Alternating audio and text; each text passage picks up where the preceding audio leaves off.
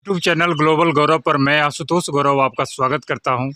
दीपावली पर्व रोशनी का पर्व समाप्त हो गया है।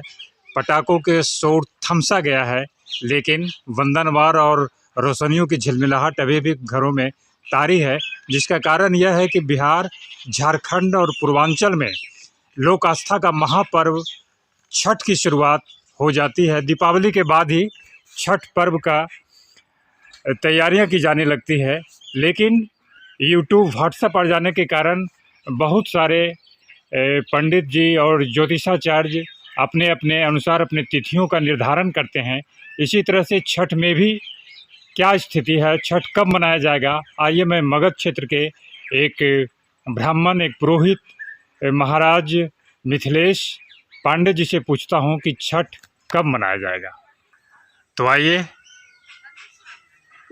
ये हैं मिथिलेश पांडे। प्रणाम सरकार। आयुष्मान रहिए। तो सरकार बताइए कि छठ पर्व की शुरुआत किस दिन से माना जाएगा? 4 दिन तक छठ पर्व चलता है, तो किस किस दिन क्या क्या चीज़ होगा? शुक्रवार को जो है 17 तारीख को जी। जिसको कहते हैं पुरानी संजत या देहाती भाषा में उसको कहते हैं नहाय खाने खाए, का। नहाय खाए। उस दिन प्रथम दिन शुरुआत होगी शुक्रवार को 17 तारीख को नहाने खाने का जी। और उसको संजत बोलते हैं।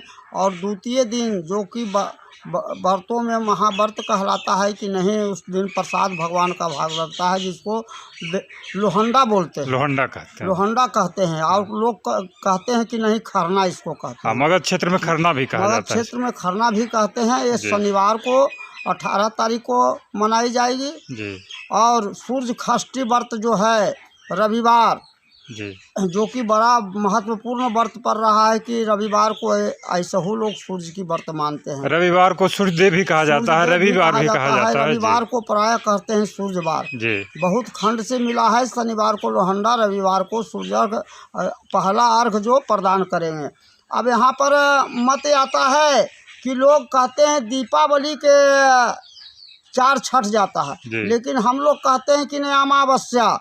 तो अमावस्या है, दीपावली तो मनाई गई रविवार को कि रात्रि में चंद्रवार को नहीं, सोमवार को नहीं मिल रहा था अमावस्या तिथि, इसलिए न मनाई गई। लेकिन अमावस्या तो सोमवती युक्त अमावस्या हमारे पूरे भारतवर्ष में मनाया गया सोमवार को। तो इसलिए मंगलवार से हम लोग प्रतिपदा की गिनती किए और जाकर के तिथि जो हमारा है 6वीं और 7वीं।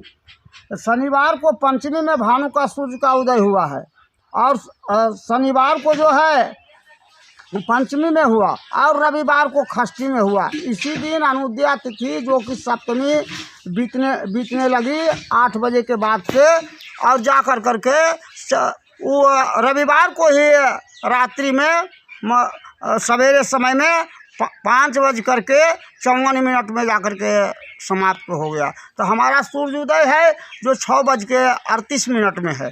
6:38 में सूर्योदय है, तो उस सूर्योदय के पहले बीत गई, उसको अनुद्या तिथि हो गई।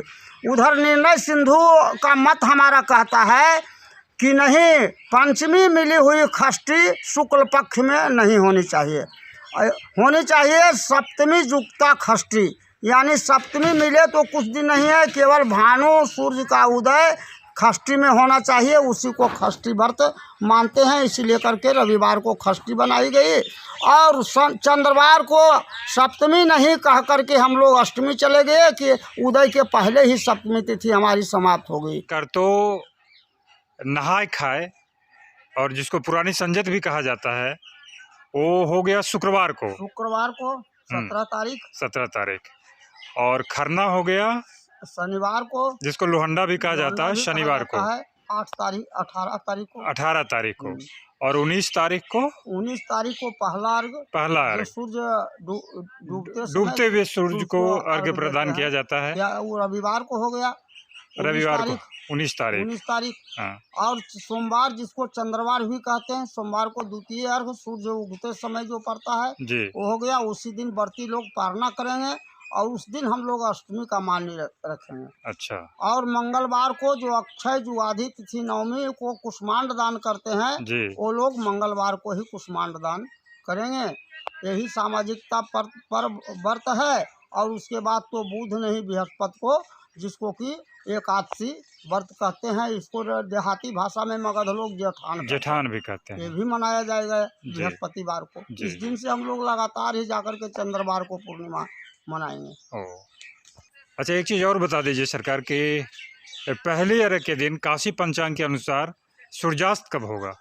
पहली अर्घ के दिन काशी पंचांग के अनुसार 6:38 में सूर्योदय होगा और 5:22 में सूर्यास्त होगा। और सप्तमी के दिन यानी दूसरी अर्घ के दिन सूर्योदय कब होगा? 6:39 में सूर्योदय होगा और 5:21 में सूर्यास्त होगा।